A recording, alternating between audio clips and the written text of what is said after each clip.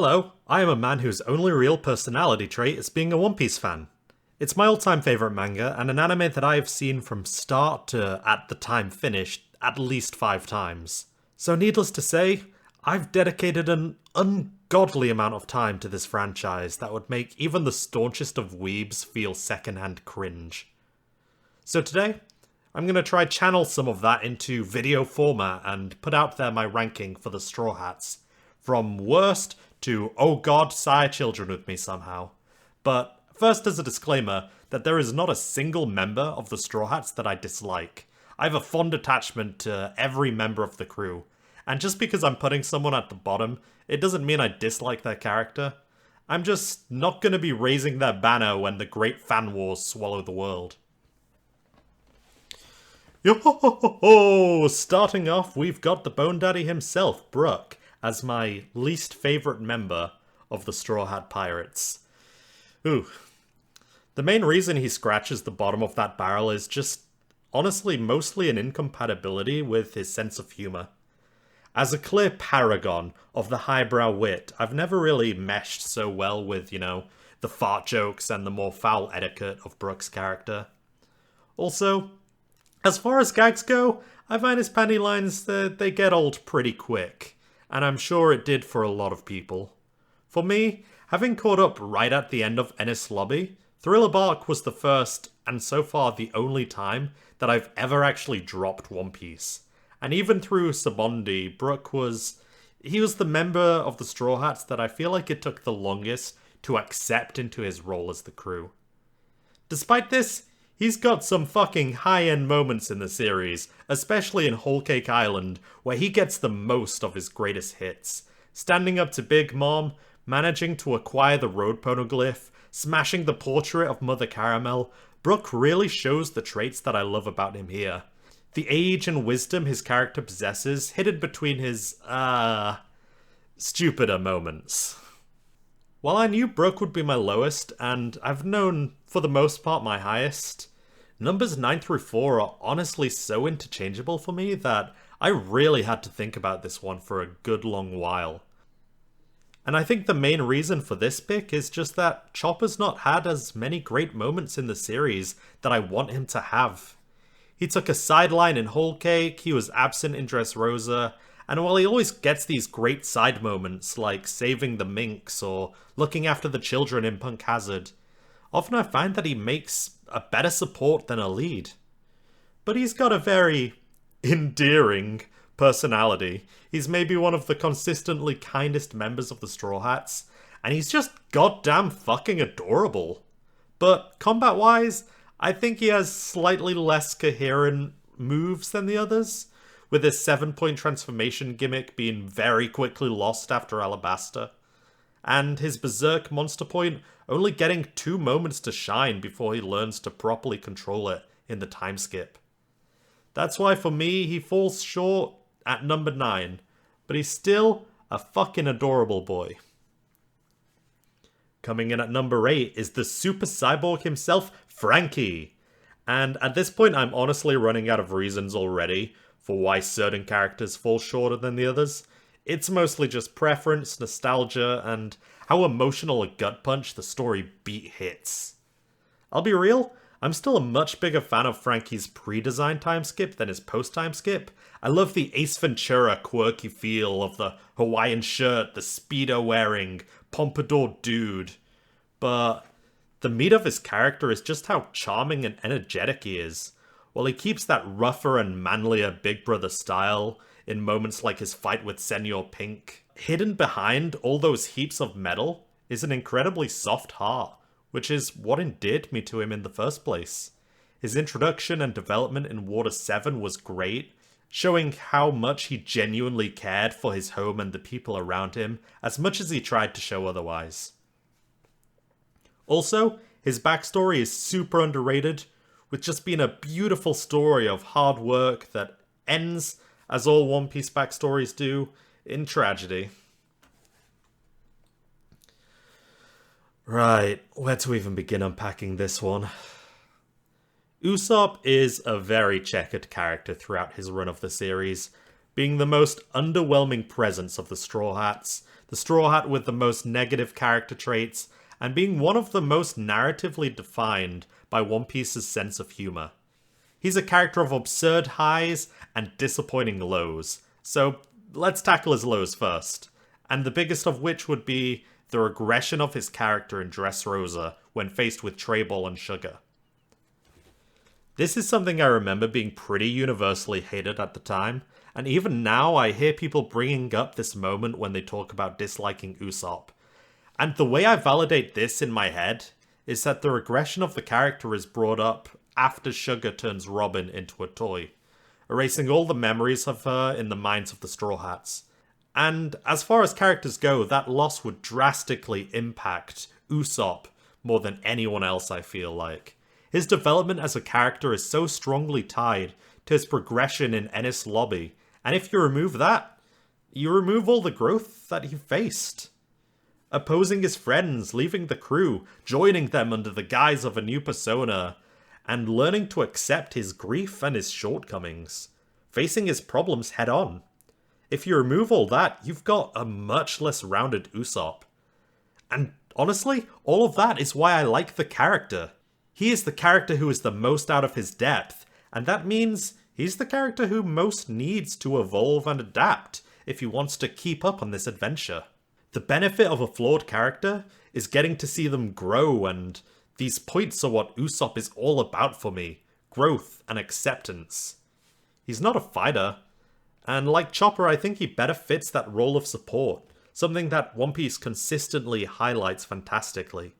From his sniper support in moments like the Bridge of Hesitation in Enies Lobby, and taking down Sugar in Dressrosa, to, and I know this one might be cheating a little, his greater character moments that he gets in Stampede. He has a lot of flaws, but that means the moments that he overcomes those and truly shines for the sake of his crew, yeah, they stand out all the more for me, landing Usopp at a solid 7. And sitting in that comfortable middle ground is the newest addition to the crew, but also the one with the most anticipation and build-up to his joining. It's Jinbei. Honestly, who can dislike Jinbei? He's the stern and serious helmsman who, I will admit, feels like the most subdued personality from the crew. But his impact in the series has been incredibly significant. From his bond with Ace, joining Luffy in the Marineford war effort, and coming to respect him so much that he's willing to risk his life and nearly died from Akainu's attack to make sure that Luffy survived. When Luffy was at his lowest point after Ace's death, it was Jinbei who snapped him out of that despair and reminded him of the friends that he still had.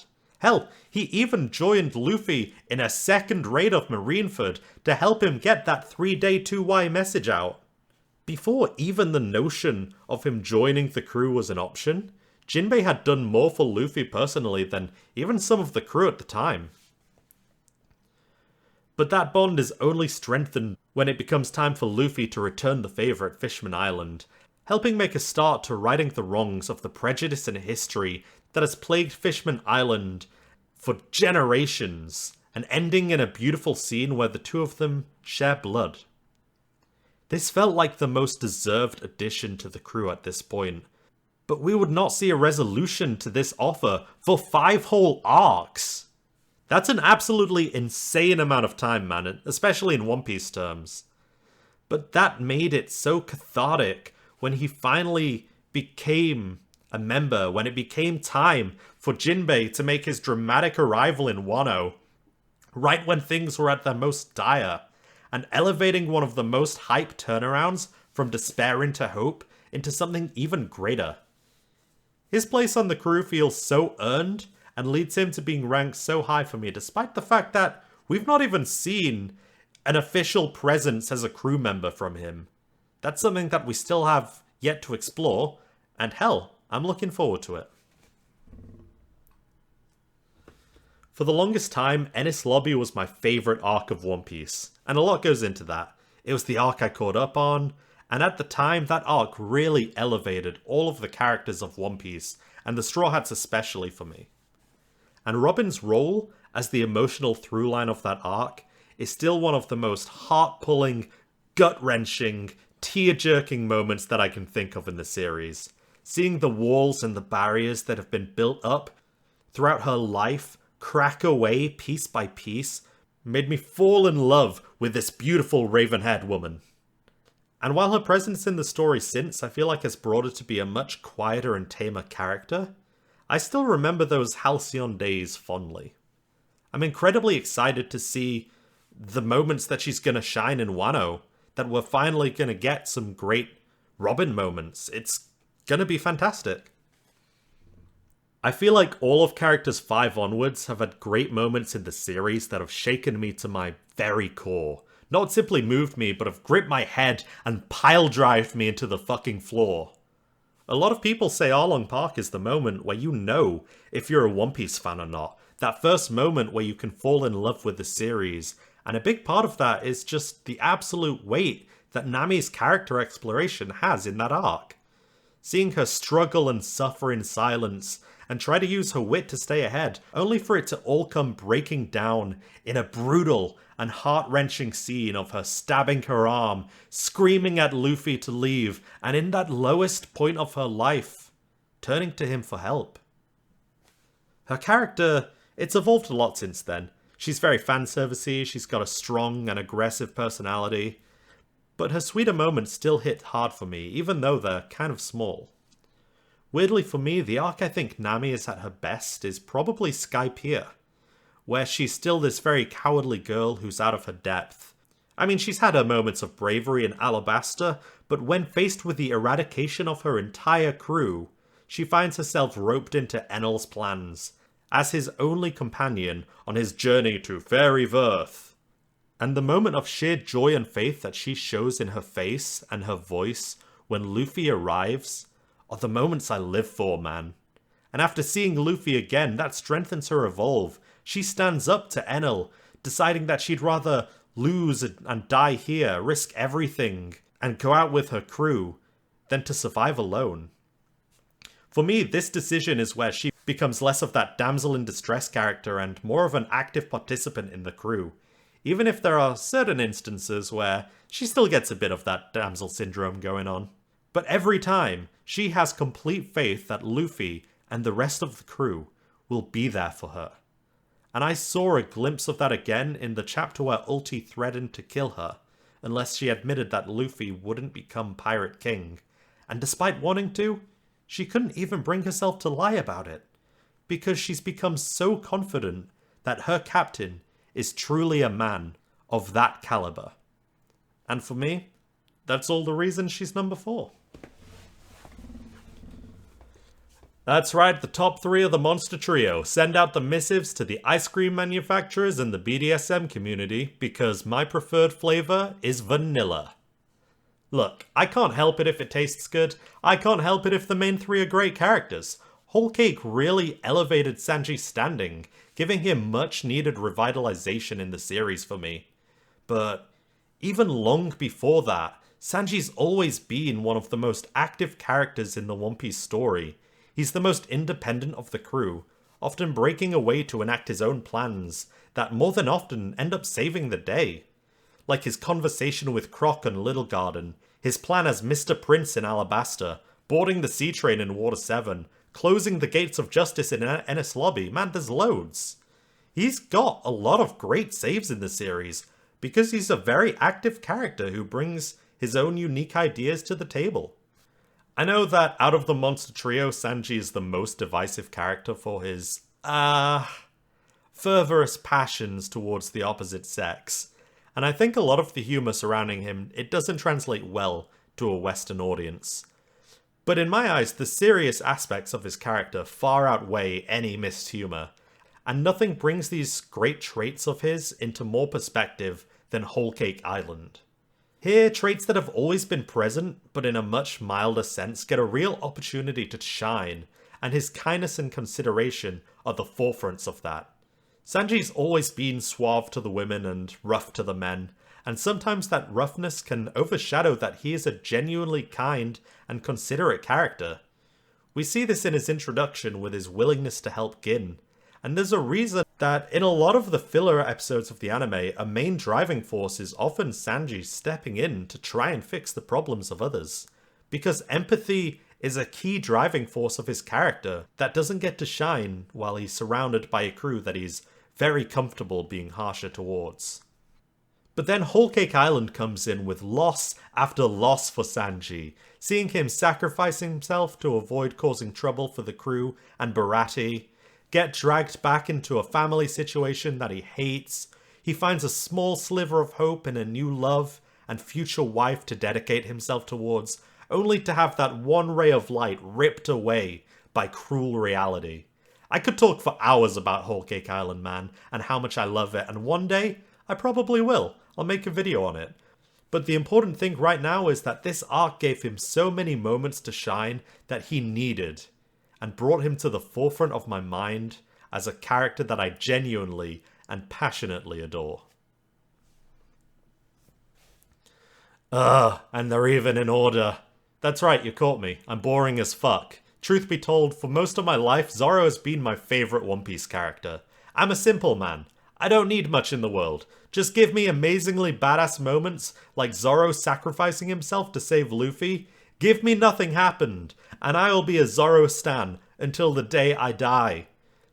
But if Chopper is a character that shines as support and falls short in combat, then Zorro is the complete opposite. He is a character that is all for the battle. His primary purpose, for the most part, is all battle-orientated, which means that he doesn't typically get opportunities to shine in the smaller moments of the series. One instance where he does would be, for an example, when he refuses to let Usopp back into the crew without a proper apology. He's that slap of cold water to the face, the man that says the things that the others don't want to hear when they need to hear it. And because of that and his sheer hunger for battle and improvement, he's just raw compressed badassery into a character. For me, the sheer bias I feel towards Zorro simply means he could not be any lower than number 2. And my favourite Straw Hat is, of course, the Straw Hat himself, Luffy. The longer I've been a fan of One Piece, the more I've engaged with other shonen, the more I've come to appreciate the role a protagonist plays in the story. Typically, we see a lot of similar character traits between them, and that can make a protagonist feel more like a trope rather than a fully fleshed out character themselves. But I think I've gotten a little better over the years at detecting the nuances that go into such characters and those decisions. Not to sound too up my own ass or anything, but Luffy's a character that I was pretty meh about at first, but I've honestly come to appreciate so much narratively. Unlike shows like Naruto and My Hero Academia, One Piece isn't a show where the world shapes the characters, but where the character shapes the world. Because of that, Luffy's personality feels a lot more stagnant than a character like Deku, who develops and evolves throughout the show.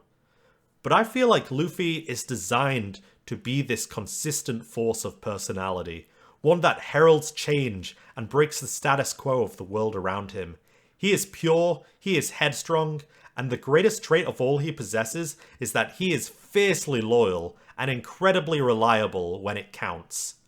Time and time again, Luffy has conquered impossible odds and circumstances that most people wouldn't dream of facing, all to help the people he cares about. He would literally turn the world upside down for any one of his friends without hesitation, and the fierce way that is portrayed in the story really gives you a sense of why this man earns the respect of those around him. And that means those moments where he does waver are incredibly rare. In fact, the one time I think we've ever seen Luffy truly at that point is following the death of Ace, the biggest failure of his life, and one that he has no chance of ever making right. But because the series so solidly keeps to its portrayal of Luffy, moments like that feel so incredibly significant. Typically, I'm a sucker for the moments in anime where you can look at the character and proudly see how far they've come. Usually it's some form of emotional growth, but in One Piece that typically comes from Luffy's accomplishments, and the absolute pinnacle of that for me was Chapter 1000. Straw Hat Luffy, where we got to see what in my mind is the moment that Luffy became that great pirate he promised Shanks he would be. I love this series, and following Luffy through it has been, without any hyperbole, one of the greatest privileges of my life. And that is why Luffy safely holds that #1 top spot for me. Bam. Honestly, I expected this to be a short video, but my god, I forgot that I can talk about One Piece for way too long. Jesus fucking Christ. But yeah, these are my top Straw Hats, and maybe one day I'll go back to this and, dive into it and make an even better edit. But for now, cool. Thanks a lot.